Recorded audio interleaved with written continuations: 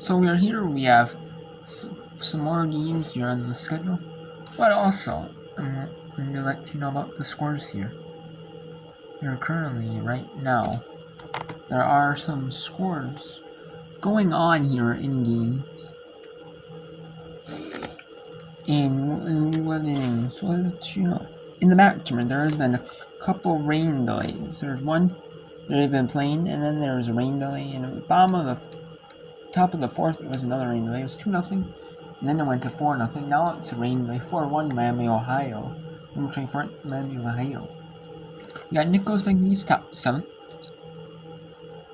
You have Western Kentucky 4-2 and Louisiana Tech here in the bottom of the top of the 5th. Bama 6 in that's in Conference USA. Valley. SCU 5-2 on Tennessee State. Bama 6. 7-3 Northern Iowa leads Evansville in the bottom of the 4th. Longwood top of the 5th. 3-all. Louisiana 1-0 on South Alabama in the bottom of the 6th. Florida State 1-0 on Notre Dame in the top of the 5th. Jackson State 2-0 over Florida in the semis. Top of the 4th in the sweat. Hofstra 1-0 on Swinbrook in the bottom of the 5th. Florida Gulf Coast 2-0 on Eastern Kentucky in the bottom of the 3rd. You have Texas Tech and number 1 Texas in the bottom of the 2nd. 3-1 in favor of number 1 Texas. And number 9 LSU, number 3 Tennessee in the bottom of the 1st in the SEC tournament quarterfinals. You have the Mountain Nevada and UNLV 1-0 in the bottom of the 2nd. Coppin State 3-1 on North Carolina Central in the top of the 4th. Maryland, Michigan top of the 1st. Scoreless, and Kansas, South Dakota. They lost in Kansas City in an elimination bracket. It's top bottom of the 1st. Tennessee Tech, Southern Indiana gonna start. It's gonna be delayed, but And then we got Pac-12 tournament moving to 7:30 Eastern. Arizona State number 62. Butler St. John's 7 Eastern. SWAT tournament's gonna be delayed a little bit. 7 Eastern.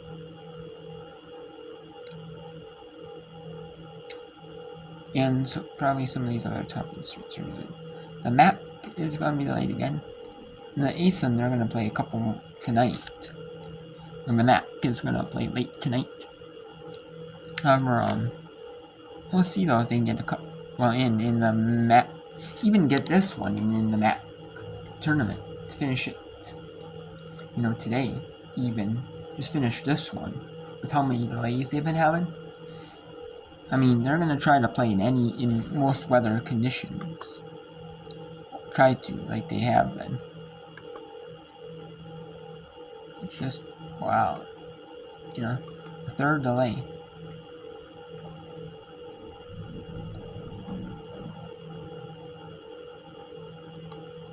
So we are here, and then let's take a look here at some of the games that didn't finished.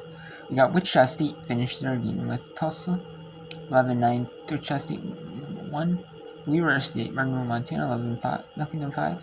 And number 8 Stanford beat California 4-2.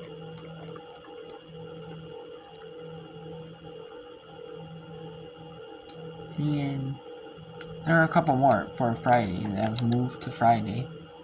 Robert Morris Youngstown moved to Newton Eastern on Friday, and Cleveland State Oakland moved to tentatively as 2:30 Eastern tentatively.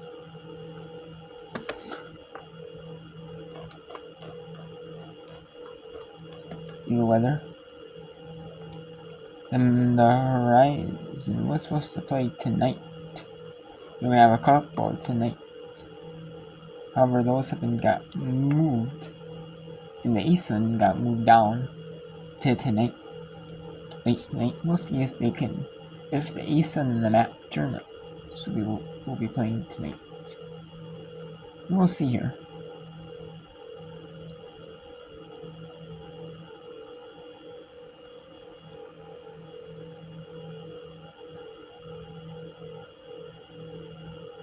Let's see what the ump's reaction is.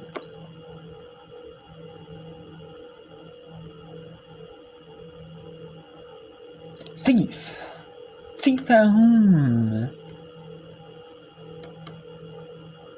Is one of the best dives you will see into home plate, and it's a very veteran move to come across the back end of the plate and use that left hand to go on the back side of the plate. You can see Sims tracking all the way.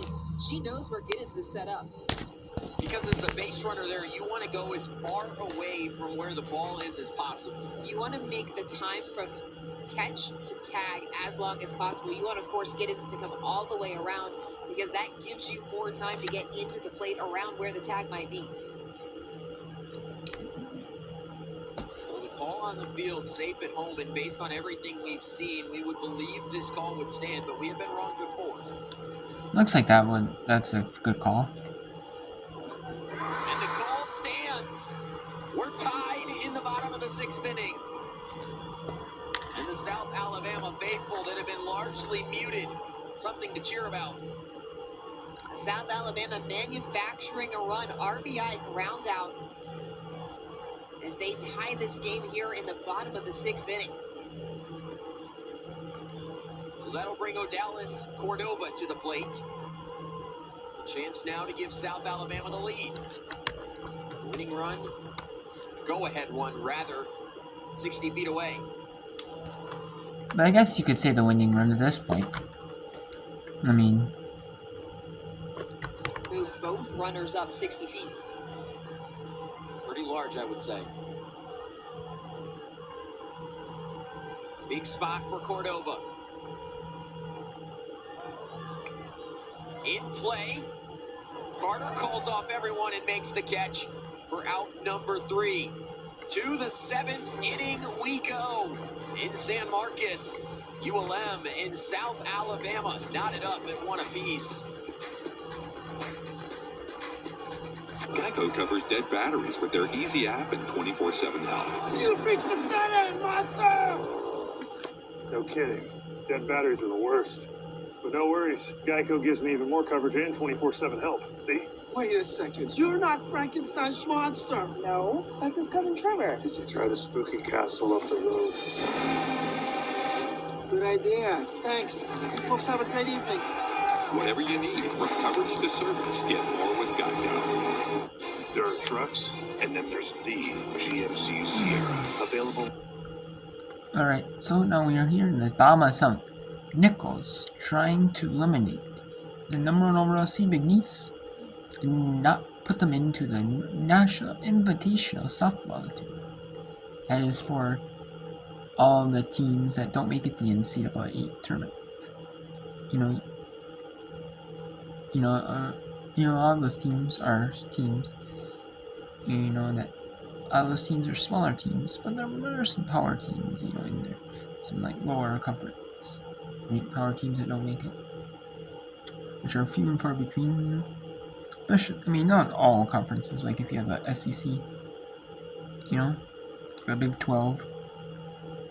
Maybe you might see some of those Pac-12s or some of those Big 10s, or even some of those already Big 10s that don't make it, or Big 12s that don't make it, which is pretty not many.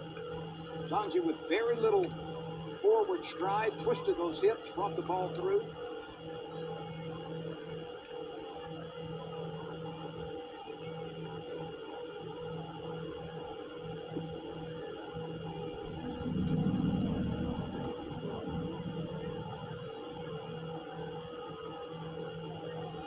So we'll have a pinch runner. By the way, I think I misidentified. That was Vandenboot. I should have mentioned that. Molly Vandenboot, who was the pinch hitter for Sanji. And what an at-bat that was. Just a terrific job by Molly. Molly has 125 at-bats this year, so she's found herself in that situation many times. She didn't try to do anything crazy, and she just stuck to a plan. Well, the plan worked. And the Cowgirls have made a change in right field. It's Delaney Dunham out there, replacing Mundine. So Dunham is in right field. And we've got a pinch runner at first. bench runner is Mucilli. Mela Mucilli. This is bunted, it's popped up, and there's the first out.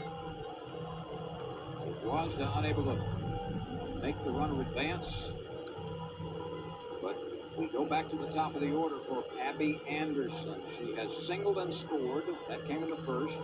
Since then, she's bounced out twice to the second baseman. If you're McNeese, that's exactly what you wanted. In that situation, the leadoff batter gets a single to left field. They try to sacrifice bunt. You get the pop-up, and now your infield, your middle infield is shifted up the middle, ready to turn this double play to get into extra innings.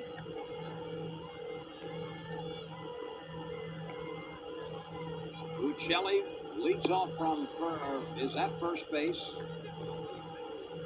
Molly Vanden Boot with a very, very good at bat coming off the bench. A shot to left field, a solid single. And Abby Anderson is trying to win it for the Colonels. Can Mucilli motor around? We'll see what happens. That's a little bit low. Still some velocity from Sanders.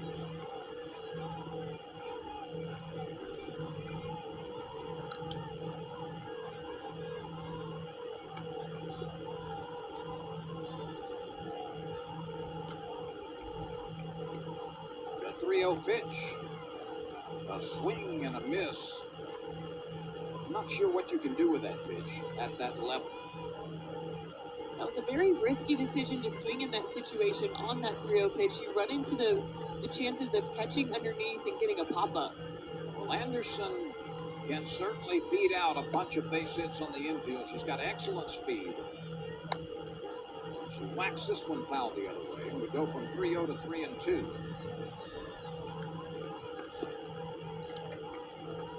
Will Mucilli be put in motion here from first base on a 3-ball, 2-strike count?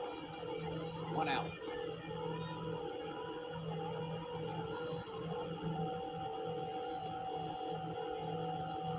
And the pitch. Bounce to the shortstop. There's an out at second base. Not an out at first. Anderson is one of the swiftest players in the league, and she easily beat the relay throw. This is exactly what Sanders wanted. She wanted a ground ball. Anderson is just too quick down the line at first base to get that double play, but it was a great job by McNeese defense to get the lead runner.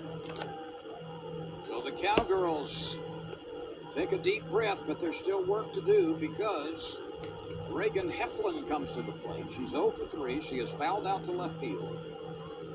She has bounced out twice. She's been a factor defensively in this game, looking to provide a game-winning hit. Reagan Heflin is no easy out. She leads the team with 14 doubles. Heflin with 3 triples as well and 1 home run, batting .333 coming into the game. Among the regulars, she has the best batting average. That pitch is right down Main Street for a strike. Well, now Sanders working with 2 outs, 2 strikes on Heflin. Are extra innings in these teams' futures? We'll find out right now.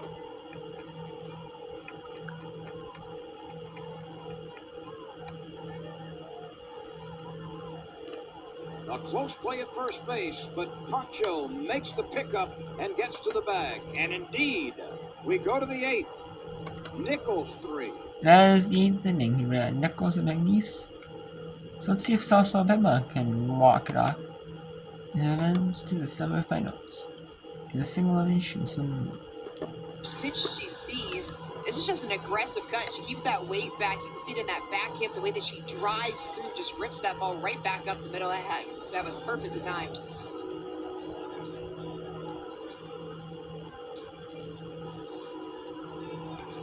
So now Molly Fichtner talking to the home plate umpire. Going to make a change here.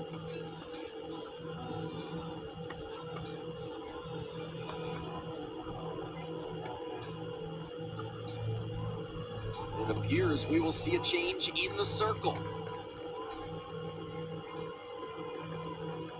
So a new pitcher coming in for ULM.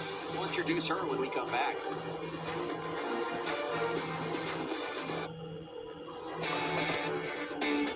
With Okay, so now let's see if Southern Illinois University at Edwardsville can beat Tennessee State. Number 9 hitter, probably telling her to see a strike, and then maybe thinking about seeing if I can pull something and move the runners. Two-pronged approach on that trip out to the circle, because on one hand you get to calm down and settle in Sidney Bowman. On the other hand, now you have two working in the bullpen, starting to loosen up quickly. Want them a little bit more time if they do want to go to the pen here, and away from Sidney Bowman, who's 3 outs away from going the distance again. And now it's 3-1 as that scorched through Anna Henderson. Both runners move up 60 feet. Yeah, and if you're Sidney Ballman, you cannot worry about the runners on base. They mean nothing. You have a 5-run lead. Go after Giddens. Get another out. Just get an out to start this inning. But you still have room. Go right after these hitters. Don't worry about the runners. And defensively, too, we're throwing across to first base. You're giving up these runs. You're throwing across the first base. You just need outs here. We'll certainly trade outs for runs at this point with SIUE. Giddens the 9-hole hitter, 2 at scoring position, and the count is full. That is hit out towards left center. They had the shift on, so it's Shuey that makes the grab. And they will trade an out for a run. A chance to maybe get 2 at third, though. Just with the hand there in front of the tag was Peyton Foytno. So it's 7-3 now. Yeah, Shuey was shaded perfectly there. Didn't even have to take a step.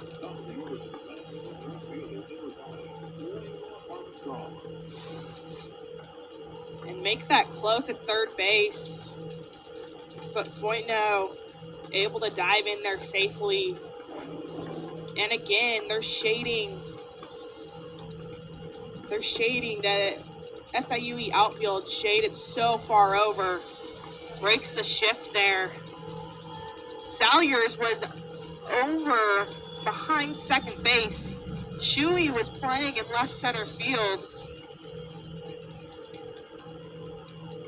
They gave her pretty much the whole right side of the field, outfield and infield. And with a hitter as good as Armstrong, you just can't do that. She has too much bat control. She knows what she wants to do with the ball, and she can make it happen. she has found the holes, and when you expand holes in other areas, that you can drive a couple of Mack trucks to the right side. She made that look easy. She's got 9 hits now in 3 games in this tournament. And there's another base hit. Baker Rowell says went out to the alley in right center field. Armstrong's going to get waved around third. Throw comes into second. RBI triple. And here come the Tigers. This Tennessee State team just never say die. Continue to grind. Now just chasing 2 with a runner on third base. Have a chance to cut this deficit to 1. And Baker Rowell, just a good piece of hitting. And out of the gate, Baker Rowell thinking 3 bases. Didn't even look up, made that decision on her own. And I love that. I love that aggressiveness. Looks like we'll have a change. Sidney Bowman looks so great through 6 innings. Gone 5 straight scoreless frames. She gets roughed up here, though, in the 7th. The Tigers, again, threatening for a late rally in the 7th. They're trying to climb all the way back when we return after this pitching change. A rich and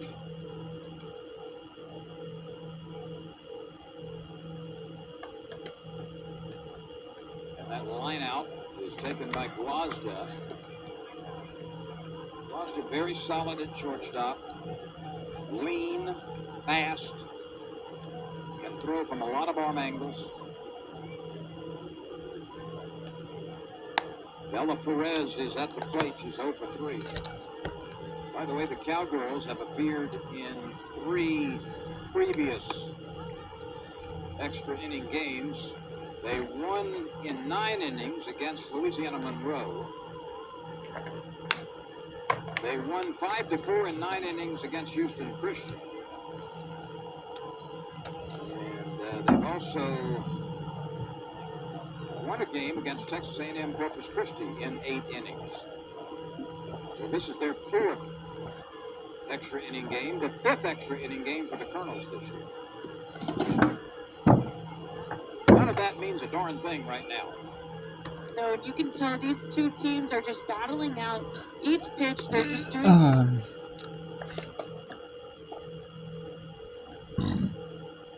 Alright, so since this part has been about 20 minutes long, we're going to talk about the scores. The college softball scores update right now. Or the NCAA college softball score. So we got some others. So let's talk about the games in right now. We got in the rain delay here. Toledo at number 24 by Mohawk. For once still in the rain delay. Still in either Valley or top of the in the 5th, somewhere around that area. McNeese Nichols, 3-all top of the 8th. 10-5 Western Kentucky trying to run roll Louisiana Tech. They're in the bottom of the 5th. Top of the 7th, Tennessee State trying to come all the way back. Beat SIU Edwards. Tied up at least with SIU.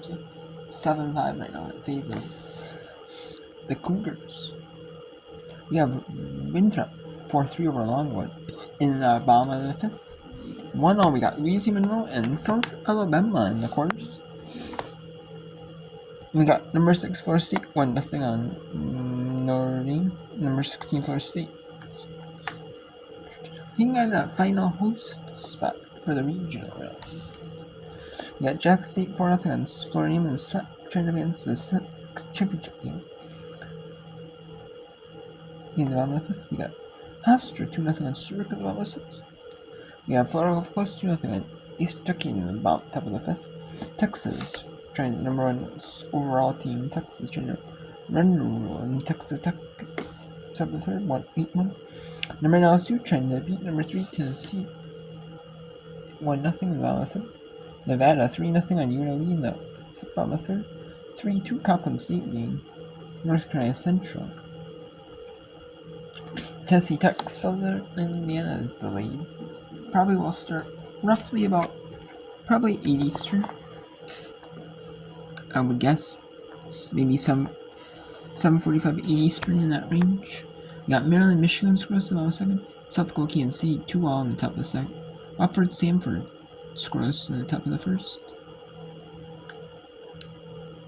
And we have the 2nd Southland Semi. It's tentatively moved to 7:30 Eastern. However, that's going to move back. Now, if he's starting with the ACC tournament.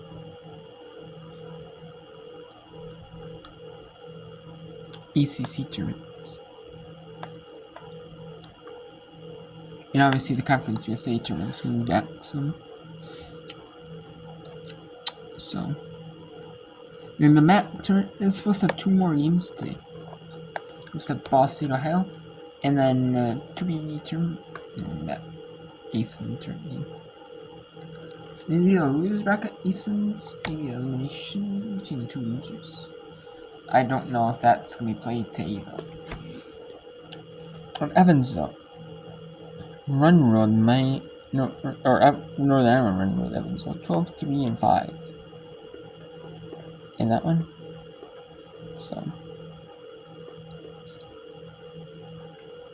we got a bunch of games going on. Sticker 5-3 on Long Island. That was in the top of the 6th, just started at the top of the 6th. Not much in the top of the 6th.